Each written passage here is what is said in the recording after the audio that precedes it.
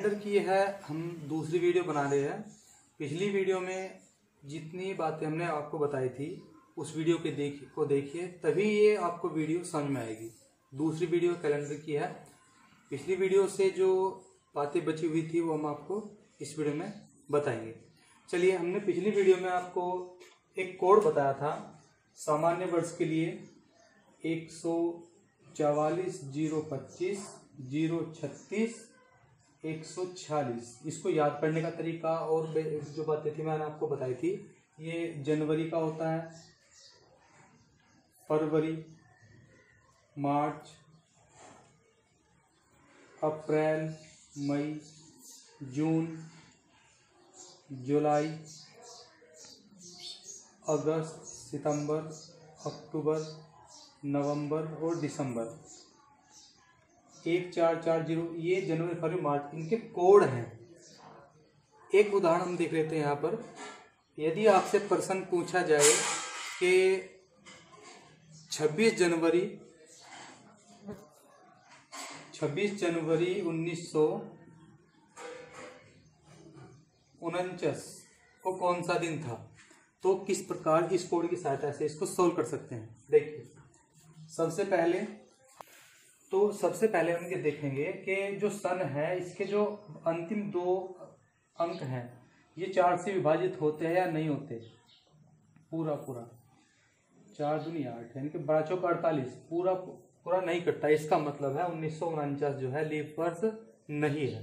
तो देखिए, 26 जनवरी 1949 को कौन सा दिन था। सबसे पहले हम देखते हैं 1949 लीप वर्ष है या नहीं है। चलिए, फिर 26 और फिर जनवरी का कोड है 1।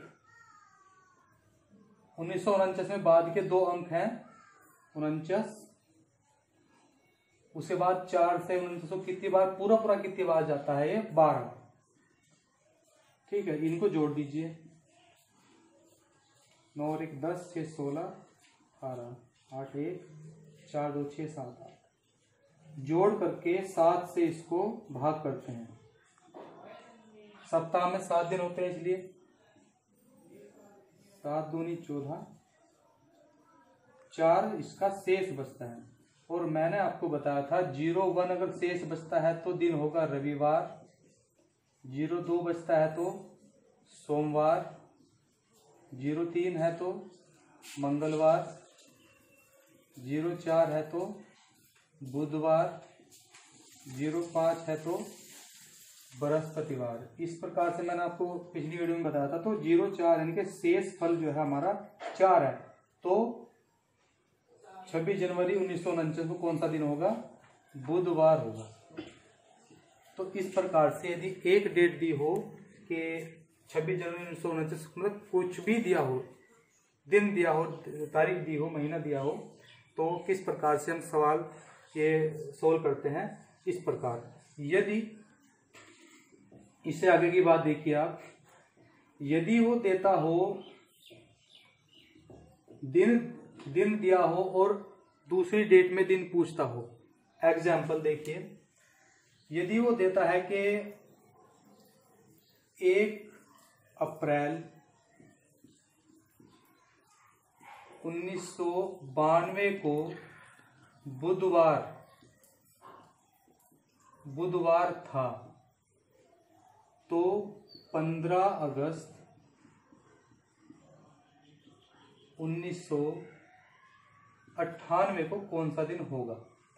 इस प्रकार का कैसा भी सवाल हो, प्रश्न हो, आपको किस प्रकार से सोल्व करना। देखिए, 1 अप्रैल 1992 को बुधवार था, तो 15 अगस्त 1998 को कौन सा दिन होगा। इसमें एक बात ध्यान रखनी है कि सबसे पहले 1 अप्रैल 1992 को बुधवार दिया है उसने। हमें ये मानकर चलना है कि ये सही हो भी सकता है, सही नहीं भी हो सकता। हमें क्या मालूम कि 1 अप्रैल 1992 को बुधवार था या नहीं था, पहले हम इसको चेक करेंगे। ठीक है, देखिए कैसे। 1992 वही तरीका है, 92 को 4 से डिवाइड, 4 दूनी 8, 4 तिया 12। 1 अप्रैल 1992 जो है ये क्या है आपका लीप वर्ष है। लेकिन मैंने आपको बताता लीप वर्ष और सामान्य वर्ष का जो कोड है सेम होता है, अंतर होता है लीप वर्ष के जो पहले 2 महीनों कोड होंगे वो 03 होंगे और सामान्य वर्ष के 014 होगा, बस इतना ही अंतर होता है। चलिए देखिए, सबसे पहले हम इसका निकालते हैं। 1 अप्रैल 1992 को बुधवार था या नहीं था? तो 1 अप्रैल का कोड क्या है? जनवरी, फरवरी, मार्च, अप्रैल 0 है। बाद के 2 अंक 92, 4 से 92 कितनी बार पूरा जाता है? 23 बार। इनको जोड़ दीजिए, 3 3 6 9 2 11, 7 से डिवाइड, 7 6 42, कितना बचता है? 4 शेष बचता है इसका। तो 4 शेष बचता है। और मैंने आपको बताया था 01 है तो रविवार, 02 है तो सोमवार, 03 है तो मंगल और 04 है तो बुधवार। तो 4 शेष बचा है, तो 1 अप्रैल 1992 को बुधवार ही था। ये एक संयोग है, जरूरी नहीं है बुधवार इसने दिया बुधवार ही हो, लेकिन संयोग है ये बुधवार ही है। तो इस प्रकार 1 अप्रैल 1992 को बुधवार ही था, तो 15 अगस्त 1998 को कौन सा दिन होगा? अब हम निकालते हैं। देखिए 15, ये फिर 4 से डिवाइड करें, 4 दूनी 8, 4 चौक 16, तो लीप वर्ष ये नहीं है। तो 15 जो का तो अगस्त का कोड देखिए क्या होगा? जनवरी, फरवरी, मार्च, अप्रैल, मई, जून, जुलाई, अगस्त 3 है। 1998 में 98, 4 से काटकर 24 बार जाता है, इसको जोड़ दीजिए। 5 3 8, 8 16 4 20, 2 9 और 1 10, 4 14, तो 7 से डिवाइड करेंगे, 7 दूनी 14, ये 20 बार कटता है। तो शेष कुछ भी नहीं बचता, शून्य शेष बचता है। तो शून्य के लिए मैंने बताया था, अगर यदि शून्य शेष बचता हो तो क्या होगा? शनिवार। तो आपका ये शनिवार। आपको इसी प्रकार से ऐसे प्रश्न हल करने हैं। एक ध्यान रखिए, यदि यहाँ पर ये संयोग से बुधवार हमने लिखा था और बुधवार ही ये पड़ रहा है उस दिन, यदि मैं आपको बताऊं, देख लीजिए, यदि यहाँ पर 1 अप्रैल 1992 को यह बुधवार ना देकर बृहस्पतिवार देता, ये सवाल नेक्स्ट कर सकते हैं आप। 1 अप्रैल 1992 को बृहस्पतिवार था, तो 15 अगस्त 1998 को कौन सा दिन होगा? ये सवाल है। तो इसी प्रकार हमें इसको हल करना है। देखिए 1 अप्रैल का 0, 92 और 23, इसको सोल्व करके 4 शेष बचता है। 4 शेष बचने का मतलब है 4 अगर शेष बचता है तो बुधवार, इसका मतलब 1 अप्रैल 1992 को क्या था? बुधवार था। असलियत में क्या था इस दिन? बुधवार था। लेकिन एग्जामिनर ने क्या दिया है कि 1 अप्रैल 1992 को बृहस्पतिवार। हकीकत में 1 अप्रैल 1992 को दिन हमारा बुधवार था, लेकिन एग्जामिनर बुधवार को क्या बोला है? बृहस्पतिवार, यानी कि बुधवार। अब ये देखना है कि एग्जामिनर ने असली जो दिन पड़ रहा है उस डेट में, उसमें कितना जोड़ा है घटाया है, तो वही काम हमें इसमें करना है।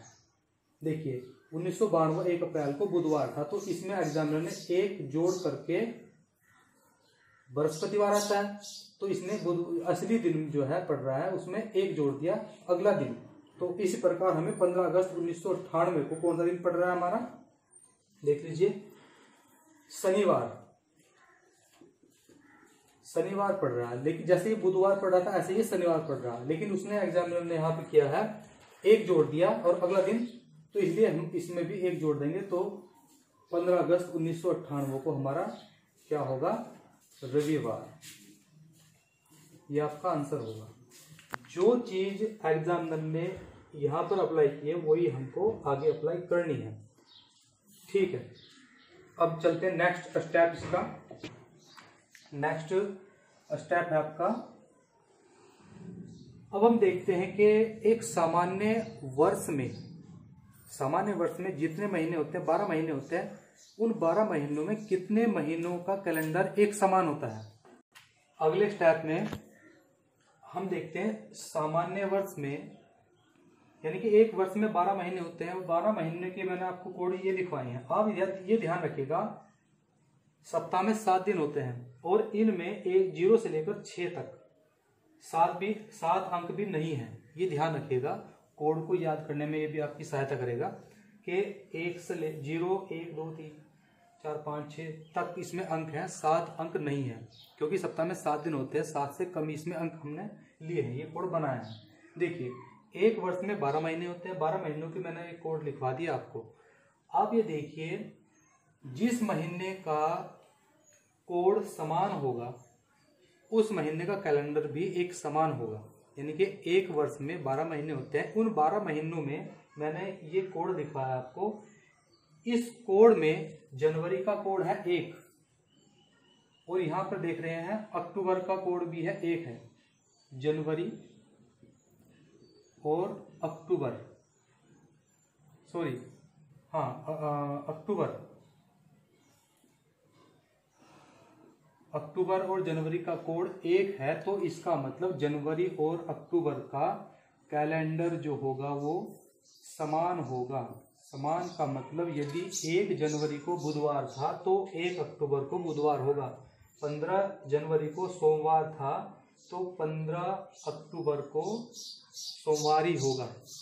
ध्यान रखिएगा, जनवरी और अक्टूबर का कैलेंडर समान ही होता है। इसी प्रकार फरवरी और मार्च का कोड 4 और 4 है, तो फरवरी और मार्च, भले ही फरवरी में 28 दिन हो या 29 दिन हो, ठीक है, आपको याद रखना है फरवरी और मार्च का कैलेंडर भी एक समान होता है। यदि 5 फरवरी को बुधवार था तो 5 मार्च को बुधवार ही होगा। 10 फरवरी को मंगलवार था तो 10 मार्च को मंगलवार, यानी कि जिन महीनों के कोड एक समान है उनका कैलेंडर एक समान होगा, ठीक है। यानी कि फरवरी मार्च और नवंबर, फरवरी मार्च और नवंबर का कोड 4 है, फरवरी मार्च और नवंबर का कोड 4 है, तो तीनों इन महीनों का फरवरी मार्च और नवंबर का जो कैलेंडर होगा एक समान ही होगा। एक वर्ष की बात हो रही है, पूरे एक वर्ष में जो फरवरी मार्च और नवंबर के महीने आते हैं उन तीनों महीनों का कैलेंडर एक समान होगा।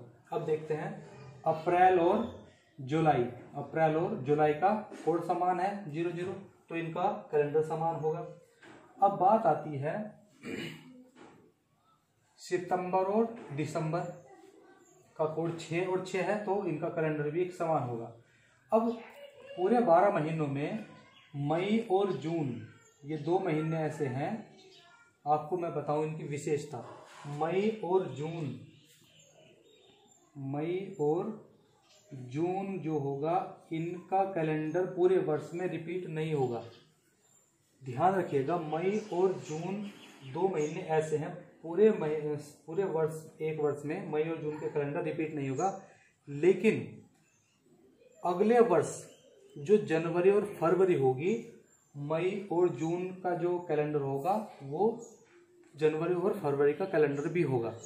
दोबारा समझिए, किसी वर्ष में यदि आपसे पूछा जाए कि 2018 मई और जून का जो कैलेंडर है महीने का 2019 के किन महीनों के इक्वल होगा, बराबर होगा, ये हम कह सकते हैं कि किसी वर्ष के जो मई और जून का जो कैलेंडर होता है अगले वर्ष जनवरी और फरवरी का कैलेंडर भी वही होगा।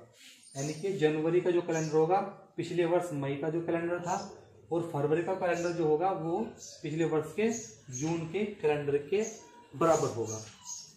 चलिए अब नेक्स्ट टॉपिक देखते हैं। देखिए, रिपीट कैलेंडर। रिपीट कैलेंडर का मतलब आप समझे कि किसी वर्ष का कैलेंडर कितने वर्षों बाद रिपीट होता है। देखिए, ये महत्वपूर्ण बात है कि आप याद रखना, कोई भी कैलेंडर हो 28 वर्ष बाद रिपीट होता ही होता है, ठीक है, ये आप याद रखिएगा। यदि आपको, इसके लिए आप नेम लिखिए, कोई भी सन दिया हो, उस सन के अंतिम 2 अंकों को 4 से आप भाग कीजिए। जैसे 2017 है, 2017 का जो कैलेंडर है कितने वर्षों बाद रिपीट होगा, या 2017 का जो कैलेंडर है या 2017 का कैलेंडर कौन से वर्ष रिपीट होगा, आप कैसे निकालेंगे। बाद के दो अंकों को 4 से भाग दीजिए, 17 को 4 से भाग, 4 चौक 16, एक शेष बचता है। आप याद रखिएगा, लिखिए, यदि ऐसे भाग दे करके एक शेष बचे तो कितने वर्ष बाद कैलेंडर रिपीट होगा। तो जो सन दिया है उसमें आप जोड़ दीजिएगा 6, यानी कि 2017 प्लस 6 कितने वर्ष बाद होगा कैलेंडर, यानी किस वर्ष का, यानी कि 6 वर्ष बाद कैलेंडर रिपीट होगा, यानी कि कौन सा वर्ष होगा वह 2023। 2017 का कैलेंडर 2023 के कैलेंडर के इक्वल होगा, बराबर होगा, यह हम कह सकते हैं 2023 का कैलेंडर 2017 के जैसा होगा। दूसरी बात, यदि बाद के दो अंकों को 4 से भाग करके शेष फल 2 या 3 बचता हो तो कैलेंडर 11 वर्षों बाद, 11 वर्ष बाद रिपीट होगा। ठीक है। अब देखिए, यदि शेषफल 0 बचता हो, शेषफल 0 बचता हो तो 28 वर्ष बाद कैलेंडर रिपीट होगा। मैंने आपको 3 बार बताई है, कोई भी आपको वर्ष दिया हो उसके बाद के दो अंकों को 4 से भाग करते हैं। यदि शेषफल 1 बचता है तो 6 वर्ष बाद कैलेंडर रिपीट होगा, यानी कि 2017 का कैलेंडर कब रिपीट होगा, 2023 में। यदि शेषफल 2 या 3 बचता है तो 11 वर्ष बाद कैलेंडर रिपीट होगा। यदि शेषफल 0 बचता है तो 28 वर्ष बाद कैलेंडर रिपीट होगा। कोई भी कैलेंडर होता है 28 वर्ष बाद रिपीट होता ही होता है। एक छोटी सी बात मैं आपको बताऊं, यहाँ पर मैंने जो पिछला जो स्टेप बताया था, पिछले स्टेप में आप एक उदाहरण लीजिए, उदाहरण के आधार पर मैं आपको समझाता हूँ। हमने जो आपको बताया था कि 15 अगस्त 1949 को कौन सा दिन होगा, या 15 अगस्त 1949 को फला दिन था तो फला तारीख में कौन सा दिन होगा, इस प्रकार के सवाल मैंने आपको उदाहरण बताए हैं, केवल 1900 के लिए बताए हैं। ये जो हमारा कोड था 1900 के लिए बताया था। एक उदाहरण देख, यदि सन 2100 आ जाता है, 2128 आ जाता है, 2020 आ जाता है, या 1800 कुछ आ जाता है, तो उसके लिए हम कैसे, उसमें थोड़ा सा आपको बदलाव करना पड़ेगा। देखिए बदलाव क्या, कुछ ऐड करना पड़ेगा। लिखिए एग्जाम्पल हम देखते हैं यहाँ पर।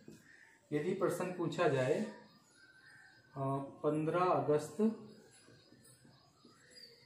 2020 को कौन सा दिन होगा, तो आप ये याद रखिएगा कि 2020, मैंने आपको बताया था जो भी पिछले प्रश्न हल कराए हैं वो 1900 के लिए कराए थे, लेकिन हम थोड़ा सा बदलाव यहाँ पर करते हैं कि 1900 के लिए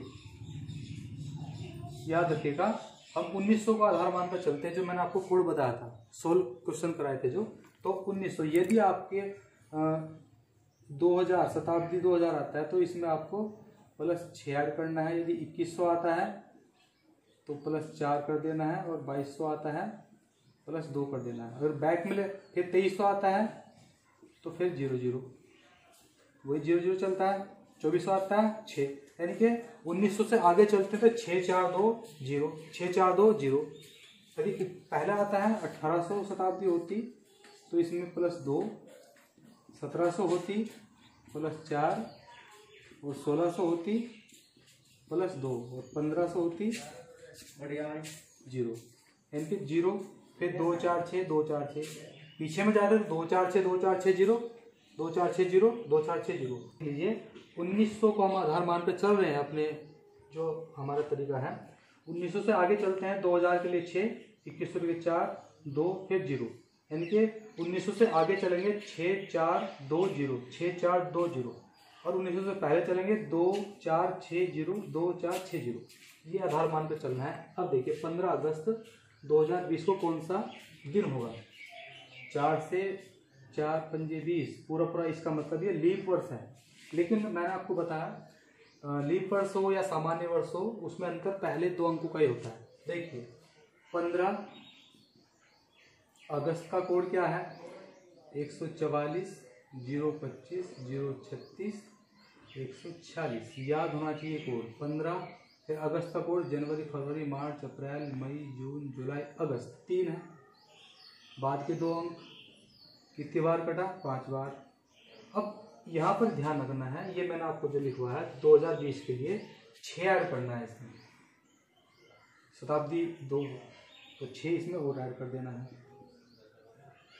5 और 3 8, 6 14 और 5 19, 9 1, 2 और 3 और 1 4, तो 7 7 49, तो शून्य आपका शेष बचता है। तो इसका मतलब वो मैंने कोड लिखवा था, यदि 01 शेष बचता है तो रविवार, इसी प्रकार 02 तो सोमवार, और यदि 00 शेष बचता है तो शनिवार होगा। इसका मतलब 15 अगस्त 2020 को शनिवार होगा। इस प्रकार से आपको सवाल ये सोल्व करने हैं। एक उदाहरण और देख लीजिए आप। एग्जाम्पल है आपका 10 मई 1857 का कौन सा दिन था? सबसे पहले 4 × 4 4 चौक 16, 14 चौक 16, यानी कि लीप वर्ष नहीं है। चलिए 10 मई का कोड क्या है?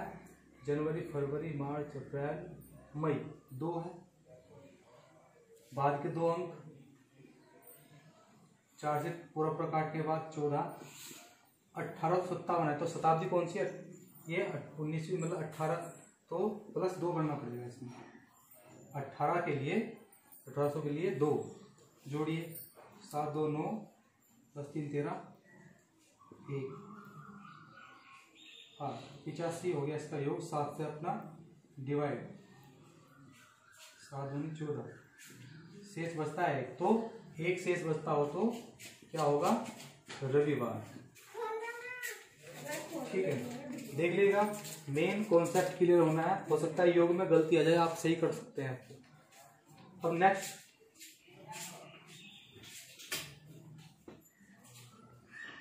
देखिए, 2 वीडियो आपके कैलेंडर की हमने पूरी की हैं।